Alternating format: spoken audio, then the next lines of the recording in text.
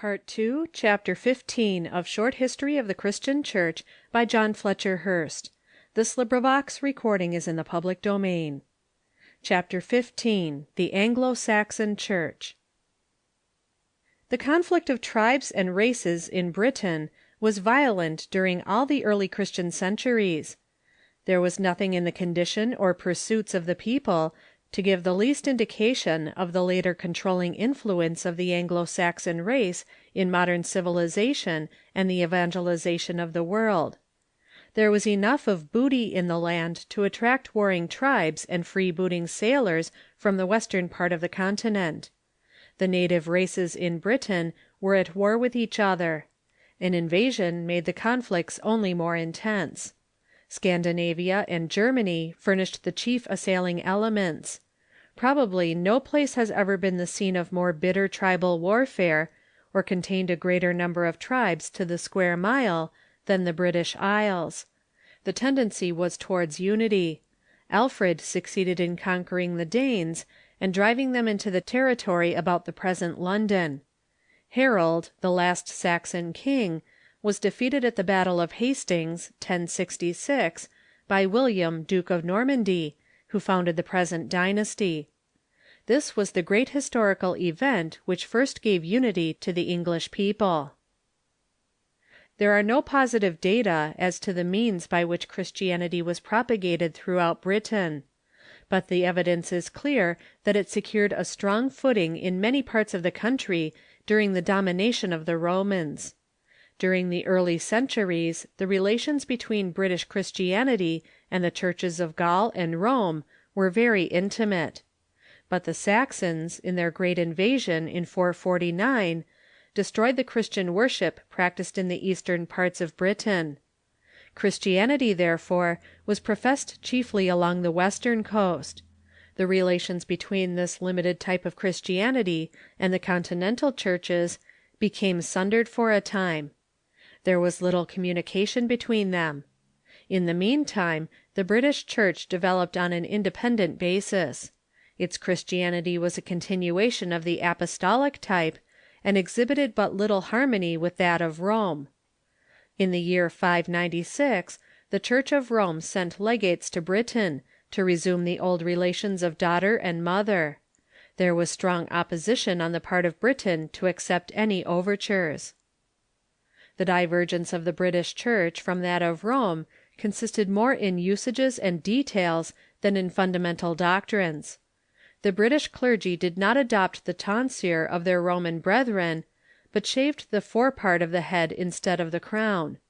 The Church of Britain did not acknowledge the primacy of the Roman pope, or the confessional, or purgatory, or the Easter cycle of 19 years adopted by Dionysius Exiguus, or the sacramental character of marriage.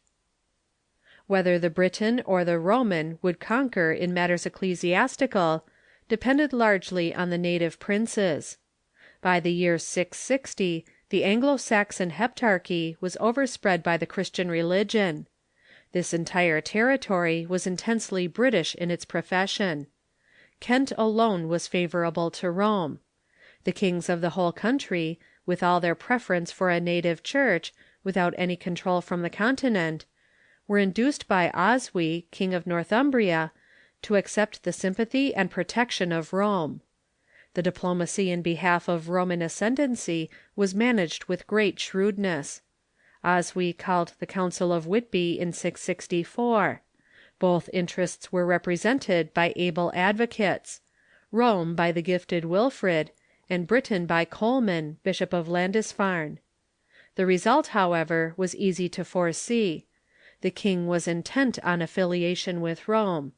The council decreed accordingly, and Oswy took care to see that the decrees were rigidly enforced. The union of the British kings under the Roman banner led Scotland and Ireland in the same direction. Scotland surrendered to Rome in 700, and Ireland in 704.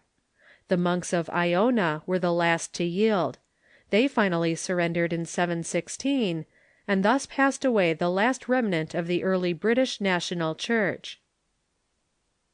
Alfred the Great was the most powerful agent for building up and extending Christianity during the early period of the British Church. He was king of the West Saxons, and was born in 849. After his conquest of the Danes, he made it one of the conditions of their surrender to him that their chiefs should receive baptism. Fearless in battle, Alfred was not less wise in government. He reduced the Saxon laws to a code, encouraged commercial activity, and spared no pains to educate and elevate his people. He saw the necessity of spreading good books among his people, and composed several himself for the special purpose of contributing what he could towards their intellectual development. He deplored the ignorance of his subjects, and declared that almost no one living north of the Thames could translate a Latin letter or comprehend the Church ritual. He fostered clerical education. He rebuilt the old monasteries, founded schools, gathered books from every possible quarter, and invited learned men from abroad to settle within his dominions, and aid in the educational and ecclesiastical development of his people. In the Christian works which proceeded from his own pen, less regard was paid to original thought than to the reproduction of Christian classics. The chief of these were the translations of Boethius's Consolations of Philosophy and of Gregory's Pastoral Care. To the English of all later times, Alfred remains the ideal ruler, the wisest, best, and greatest king that ever reigned in England. End of chapter 15.